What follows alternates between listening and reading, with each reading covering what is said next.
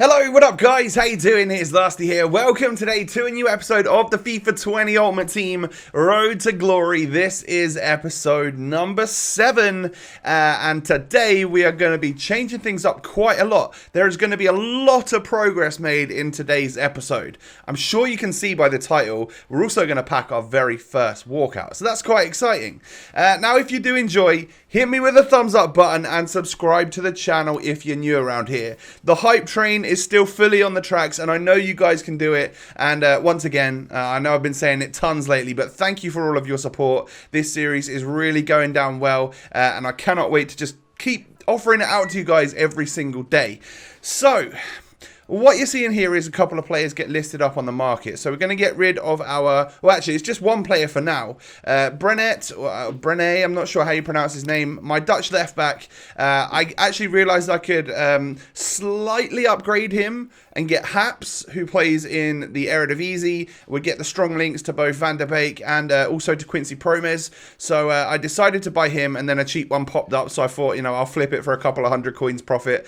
That's how you can make a couple 100 coins profit every now and again. So just bear that in mind. But that makes the team look like this. And obviously, Konate obviously still gets full chem simply because he has a perfect link to Mukiele.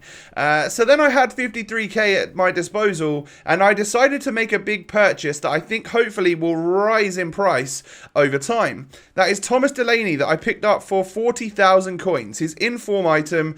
He obviously looks like a very, very good player. Amazing stats. So I figured we'd pick him up in the hopes that maybe he'll go up in price. And maybe I'd love to use him in the squad, and you'll see later on in today's episode how we can make that happen. So for now, he was just like not a player that I was going to use, but you know, great that we've got him. He can go on the bench and whatnot. And it's just I figured maybe he'll go up in price. I'm not 100% sure. I could end up losing coins. I do this all the time, but it's like a risk that I'm willing to take.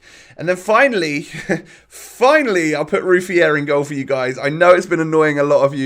So sorry. I just completely missed it that I could still use Ruffier as I just needed a French goalkeeper. And I know that it annoyed a lot of you when I had the full French team that I didn't upgrade my goalkeeper. So apologies for that. But, you know, we won't even need him in a little while because I'm actually going to be submitting him into an SBC.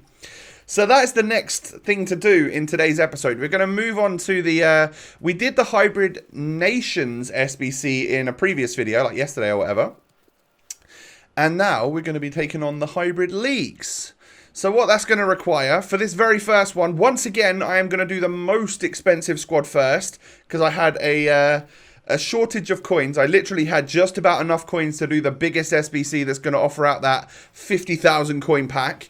But I will need to get loyalty on these players once again. So that is going to require me to go and play that team of the week squad battle and quit the game and dashboard the game and reload the game. Do that 10 times to get loyalty on my players. I mentioned that in the last time that we did it. So if you still don't know about it, then you can go and check the other video about what you need to do.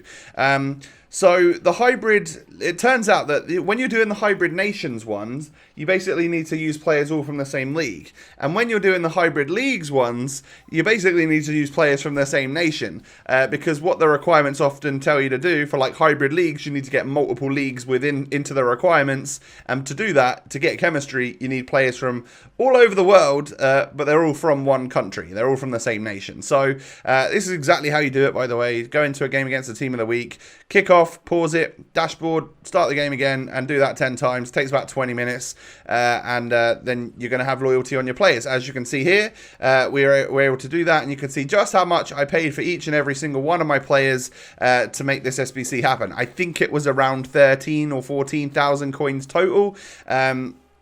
And we're able to submit it, and for that price we're going to get a 50,000 coin pack. Now this pack right here is going to be the biggest thing that I've had on FUT20 so far, and this isn't even the walkout pack, right? So you can see that by the way it's moving through slowly, we are going to be getting at least a board, and it isn't going to be a walkout, but it is Spanish CDM from Manchester City. And that's right, ladies and gentlemen, we get Rodri, 85 rated. Now you might be saying, Well, you got Sissoko, who sells for just as much as Rodri does. So I get it, Lasty. That's a big pull, but I don't think it's it's kind of the same as Sissoko, right? Until we get into the pack and we realise that there's not just Rodri in there. There's a couple of other pretty expensive players too. We also get Sula. That's 20-something thousand coins. Mahrez, that's 24,000 coins. And Shaqiri, that's like 6,000. Kostic, which is like 3.5. That's a ridiculous 50k pack for this stage of the game.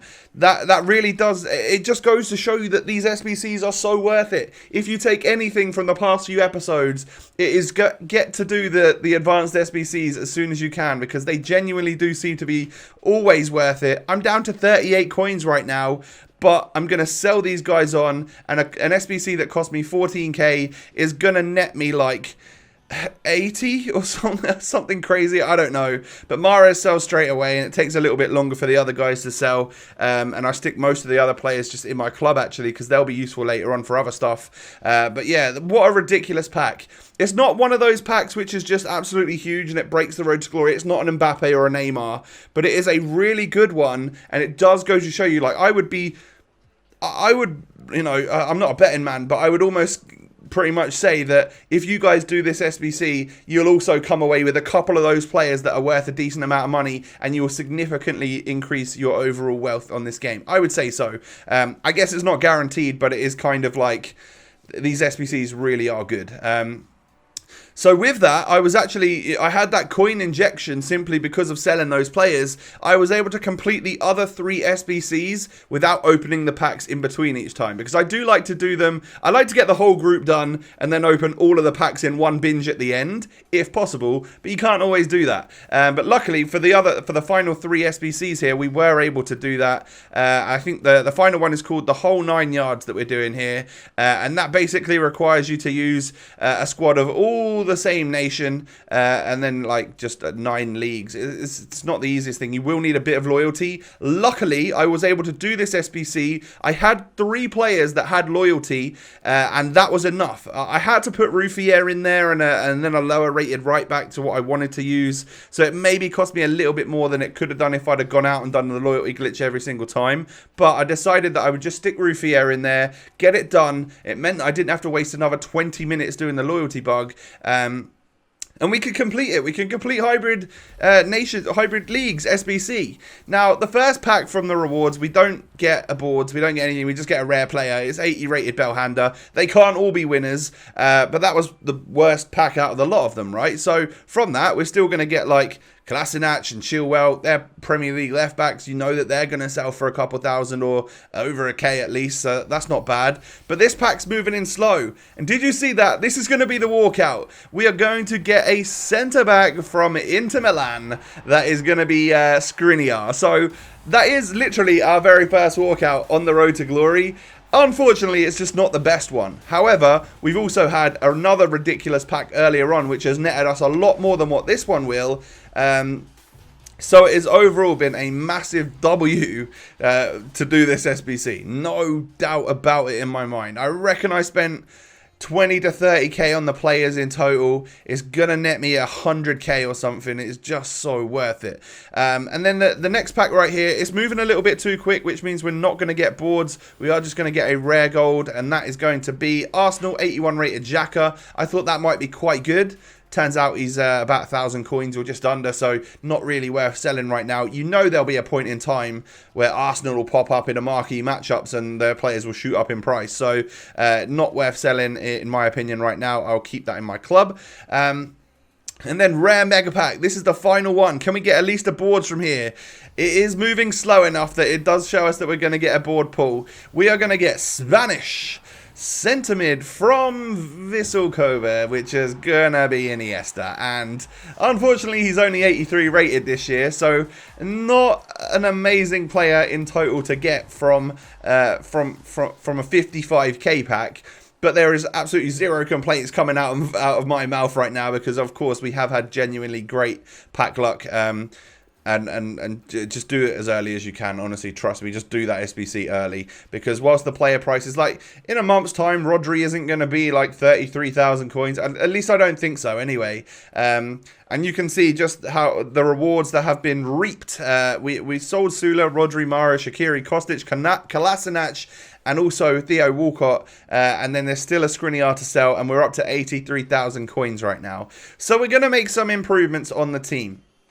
I found this manager that I needed. I needed a Dutch manager that was Bundesliga, and the Dutch managers was all very, very expensive right now. And then I made my next purchase. Again, this is going to be a purchase which I hope will rise in value. We picked up a Lucas Hernandez for just under 40,000 coins. Now that right there is expensive. However, it's likely that he'll get a ones to watch card, right? Simply because he was a big signing for Bayern in the summer. And if he does, that means his regular card's going to be out of packs for a while. So I think he'll go up in price. I'm not sure. Again, it could all go terribly wrong. But that was the idea. And we will use him as our main centre-back until that time, until I know what's going on. So you've also seen that I've just let go of Bellarabi, because I am going to go for Jadon Sancho. I am going to try and make that happen. I thought to myself, I just about had enough coins to make things happen if I sold the right players. Like Van der Beek, we can sell for 4.5k because he's moved down to a centre mid position. He's normally about 2k, but because of the card that we put on him, we can make that extra bank on him. Bellarabi sells for 8.9. I think that's more than what we paid for him. Skriniar doesn't sell in the first hour, but I think I'll sell him eventually. So now I buy, is it Nico Schultz, the new Dortmund left back. So he's a left wing back. We're going to need to buy a card to change that position. We're going to modify that position real quick, and that costs a few hundred coins to do, so not super cheap, but again, you know, it's worth it. Gets him on that full chemistry, and he's got 90 pace and decent defending and physical, and he's fairly tall, so I think that's a good left back boost, considering that was one of our weakest areas of our team not so long ago. Position modifier for Delaney to get him on full chemistry, and I mean, you'll notice that like I've put my Havertz on the market. It's because he's a striker. I need to sell the striker one for a little bit more, and then buy the cam one that I can then move down to a centre midfielder, just because it's cheaper to do that than it is to just buy the position modifiers to move this Havertz down, because that will cost a few thousand coins when he's already the most expensive Havertz out there, because he's been bumped all the way up to a striker. So Skriniar finally sells for just under 16k, and that gives us enough money to go out and buy Jadon Sancho, and I paid 43,500 coins for the little Englishman, who is a certified baller, by the way, and I'm genuinely looking forward to using him on the game. Buy the position modifier to bring him up to a right wing, and I think I've got a right wing to right forward already in my club, so we're good there. So the only thing left now is for Havertz to sell, and the rest of these guys to just sell, and then I can buy Havertz back again, and then the team's complete for you know, the latest squad anyway, which is very, very usable. So Sancho goes up to right forward.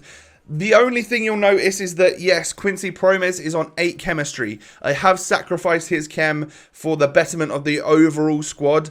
I genuinely don't think we're ever going to notice a difference on someone that is on 8 chem out of 10 chem. I think we're going to be fine. Like, I'm totally fine with that. I know that some people have a little bit of like the OCD about making sure every player's on full chemistry and whatnot, but the whole team's on 100 chem in total, and he's on 8 out of 10 chem. Like, he'll be just fine. I promise you. He will really not feel any different. I'm sure of it.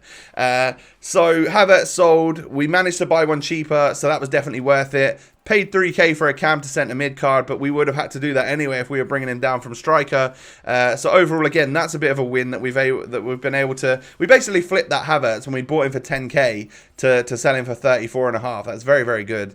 So he's down to a centre mid. I adjust everybody's numbers. I put chemistry styles on a few players.